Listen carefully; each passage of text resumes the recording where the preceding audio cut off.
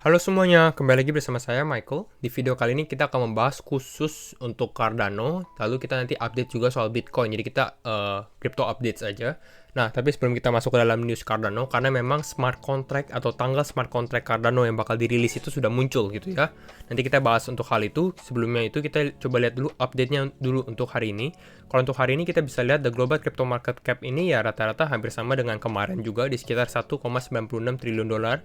Marketnya naik hanya sekitar 0,33%, nggak begitu signifikan juga sih sebenarnya ya.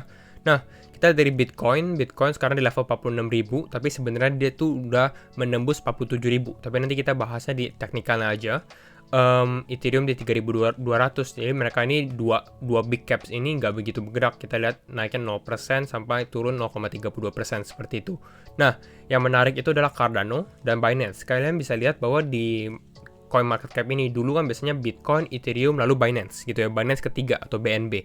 Nah, untuk sekarang ADA ini sudah menjadi kripto peringkat nomor 3. Pertanyaannya adalah cuma satu, apakah Cardano bisa sustain atau bertahan di peringkat nomor 3? Kalau menurut saya sih bisa-bisa aja, karena dia udah naik cukup signifikan. Dan kalian harus lihat juga, ini bahwa smart contract-nya ini belum dirilis juga gitu ya. Jadi sebenarnya pertanyaannya apakah kenaikan harga Cardano ini akan selesai pada saat smart contract yang muncul. Jadi dia udah selesai nih ya, harganya akan stabil setelah smart contract muncul, atau harga Cardano ini masih akan naik lagi, lebih lagi. Pada saat smart contract muncul, mereka bakal develop lagi dan lain-lain. Personally, kalau saya sendiri, saya rasa itu yang kedua gitu ya. Jadi lebih akan bergerak lagi seperti itu ya, untuk harganya Cardano sendiri.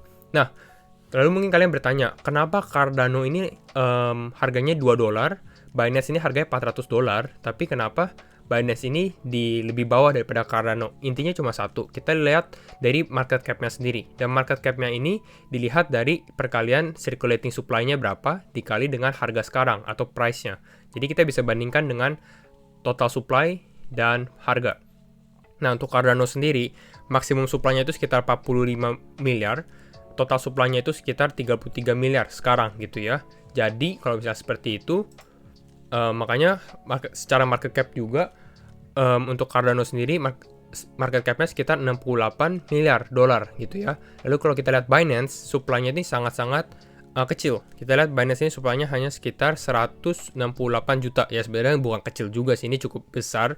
Tapi kalau kita bandingkan dengan Cardano beda. Makanya harga Binance pun atau BNB ini sedikit lebih mahal. Bukan sedikit lebih mahal, tapi lebih mahal jauh juga daripada Cardano seperti itu. Nah, kita lihat juga masuk ke dalam 24-hour volume. Jadi sebenarnya masih banyak juga yang naik di top 100. Kita lihat ada XRP, XDC, VeChain, Zilliqa, Cardano, EOS, HBAR. Jadi banyak juga. Apakah ada yang koreksi? Tentunya ada yang koreksi juga nih. IOTX kemarin udah sempat naik cukup signifikan, makanya dia sekarang koreksi. FTT token ada aksi juga gitu ya. Jadi memang ya cukup normal lah sebenarnya keadaan market. Tapi yang kalian harus perhatikan juga sebenarnya crypto fear and greed indexnya juga nih. Jadi fear and greednya sekarang kita sudah di extreme greed. Jadi sebenarnya ya mungkin harus berhati-hati. Kalau menurut saya sendiri mungkin minggu depan mungkin kita bakal mengalami sedikit pullback gitu ya. Dan ini akan menjadi pullback yang menurut kalian juga cukup dalam, tapi itu adalah sebenarnya opportunity untuk kita beli gitu ya. Itu kalau menurut saya, tapi nanti kita bahas juga di dalam teknikalnya aja.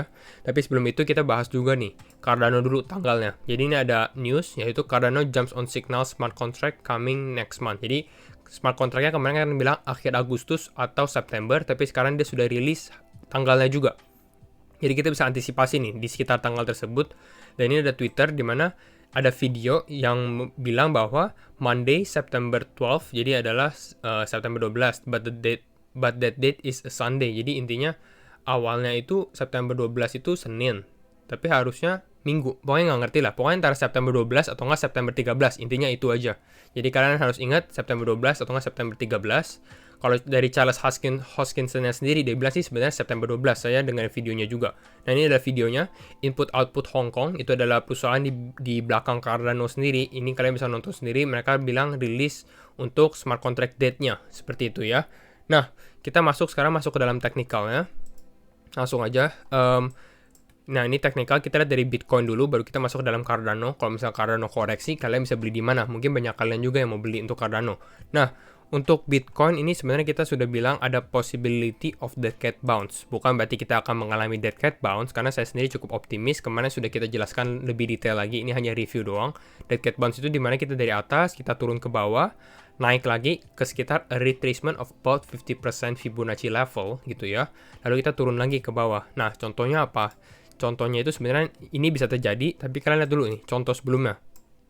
Nah, contoh sebelumnya itu di sekitar mana nih? Nah, di sini nih, di Maret 2020, di mana Bitcoin ini dari atasnya kan, kita ambil Fibonacci-nya ke bawah gitu ya, ke sini, ke paling bawah. Nah, dia naik, dia lihat dia naiknya ke berapa? Dia naiknya ke level 0,5. Ya, dia naik ke 0,5. Mungkin di sini kalau misalnya kalian tutup nih, di sini tutup nggak ada chart. Mungkin di sini kalian bilang, "Wah, ini kita optimis kita bakal naik lagi." Seperti itu ya.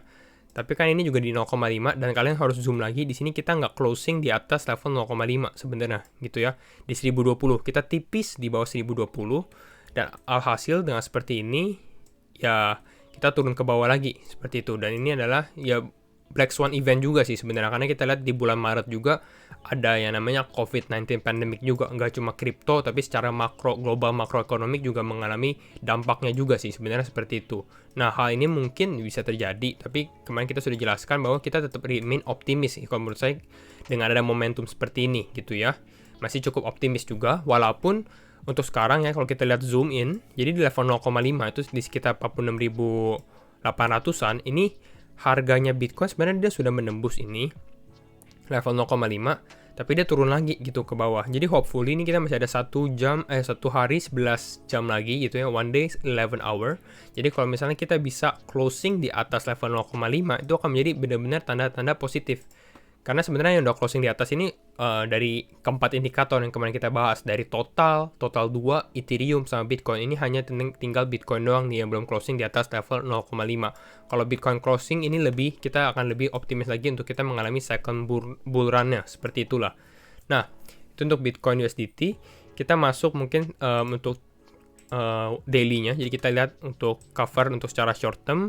Kalau menurut saya masih menunggu sih sebenarnya ini untuk Bitcoin, apakah dia bisa kembali lagi naik lagi atau enggak. Walaupun sekarang kita lagi cukup merah, mungkin kita lihat ke candle 4 jam aja. Ya, candle 4 jam cukup merah, tapi kalau kita mungkin lihat di dalam exponential moving average kalau tidak salah ya. Nah, kita lihat di sini, di exponential moving average-nya dia sebenarnya menemukan support juga nih di EMA 20-nya gitu ya.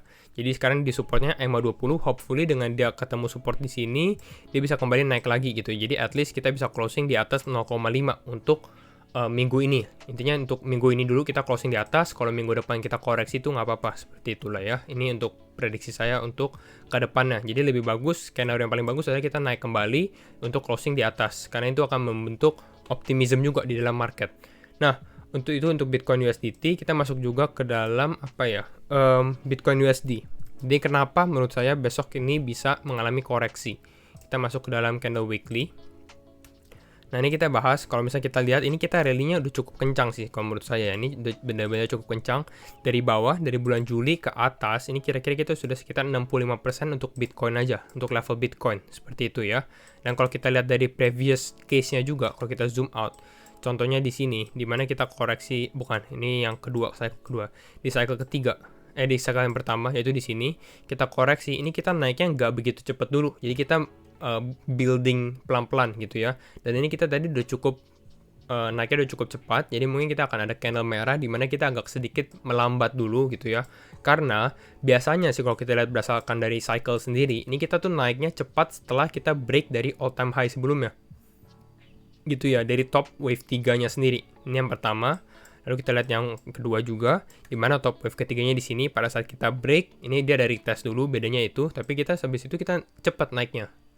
Seperti itu. Nah, ini mungkin seperti ini. Kalau misalnya kita hijau terus, jadinya kan kecepatan juga. Mungkin di sini akan ada penghambat candle warna merah, karena udah 4 candle juga sih sebenarnya. Walaupun belum pasti, tapi nanti lah kita lihat dulu indikatornya, karena yang masih jadi concern itu closingnya. Nah, itu untuk Bitcoin. Jadi sekarang kita masuk aja ke ADA. Bagaimana pendapat saya tentang Cardano? Kalau Cardano sendiri kita masuk ke daily aja. Ini sih sebenarnya positif sekali untuk Cardano sih menurut saya. Nah, lebih bagus sebenarnya kalau Cardano kan kita tahu nih tanggal 12 September atau tanggal 13 September dia bakal launch smart contract. Sebenarnya kita bisa kasih apa sih namanya, kasih tanggal juga bentar ya. Nah, di sini tanggal 12 September atau 13 September, pokoknya di daerah sini ini akan menjadi smart contract-nya. Jadi akan lebih bagus, alangkah baiknya kalau misalnya kita bisa break all time high ini sebelum di level ini gitu ya. Kita akan break all time high sebelum kita masuk ke dalam smart contract-nya muncul. Karena kalau misalnya kita break all time high, ini adalah last resistance untuk Cardano gitu ya. Jadi kalau kita break, ya ini kita bisa namanya price discovery, dimana kita lihat, kita mencari resisten yang baru lagi, karena benar-benar di sini kan nggak ada resisten lagi gitu ya, udah kosong, karena ini udah all time high, namanya udah paling tinggi seperti itu. Jadi hopefully bisa seperti itu, walaupun saya lihat kalau misalnya Bitcoin pullback, ada koreksi, Cardano juga akan mengalami pullback sedikit, dan ini memang kalau Cardano mengalami pullback ya cukup normal sekali lah, karena kan udah kita lihat rally-nya sih udah benar-benar udah cepet sekali ya. Kita lihat Cardano kan jarang seperti ini. Nice, kita 122% gitu ya, 120% lah. Nah, untuk beli di mana? Kalau saya sendiri bakal akumulasi lagi untuk Cardano itu di level berapa? Kalau di sini kita bisa lihat ada Fibonacci-nya juga sih ya. Kita ambil dari swing paling atas ke swing paling bawahnya yang di sini. Nah, di sini kita lihat ada dua level yang saya lihat, yaitu di level 0,618 dan 0,5 gitu. Jadi kalian bisa stack up, mungkin kalau misalnya beli lagi, kalau misalnya dia turun ke level 0,618 atau nggak di level 0,05. Personally di level 0,5 ini belum tentu terjadi sih, kalau menurut saya seperti itu. Jadi lebih baik memang taruh di, kalau misalnya kalian belum ada posisi dan mau beli Cardano, ya mungkin di 0,618 mungkin masih bisa terjadi. Kalau menurut saya seperti itu, di sekitar 1,90 dolar gitu ya. Lalu di level tengahnya juga, di tengah-tengah mereka ini sebenarnya ada resistennya cukup kuat, itu di sekitar level 1,8 dolar gitu ya. Jadi 1,90 dolar, 1,8 dolar, sama 1,73 dolar. Itulah adalah level untuk kita mau beli Cardano. Mungkin ini adalah last chance kalau misalnya ada koreksi sebelum dia udah launch smart contract lah seperti itu. Karena prediksi saya kalau misalnya smart contract mungkin 3 dolar sangat possible terjadi untuk Cardano sendiri. Apalagi kalau kita mengalami second bull run. 3 dolar sebelum smart contract mungkin. Lalu di menjelang akhir tahun mungkin kita bisa sampai ke 5 dolar. Seperti itu ya. Nah, untuk Indodax-nya kita nggak lupa juga untuk rupiahnya hampir sama juga, sama kita ambil Fibonacci-nya juga seperti ini. Dan kalau misalnya kita lihat juga ekspektasi minggu depan mungkin kita mengalami pullback sedikit gitu ya. Mungkin saya akan menunggu sih, kalau saya cukup sabar, jadi kita mungkin di sekitar 28.000 dan ini 25.000 gitu ya. Tapi kalau lihat sendiri yang tadi saya udah bilang 25.600 sepertinya bisa terjadi, tapi kemungkinannya kecil gitu ya. Jadi saya lebih lihat di 28.200 atau 28.000 itu akan menjadi level yang cukup oke juga untuk kalian beli Cardano. Mungkin untuk terakhir kalinya gitu ya, sebelum dia terbang, benar-benar terbang. Jadi di sekitar level 28.000, sorry. Lalu di sini juga nih, di tengah-tengahnya juga di sekitar 27 ribuan.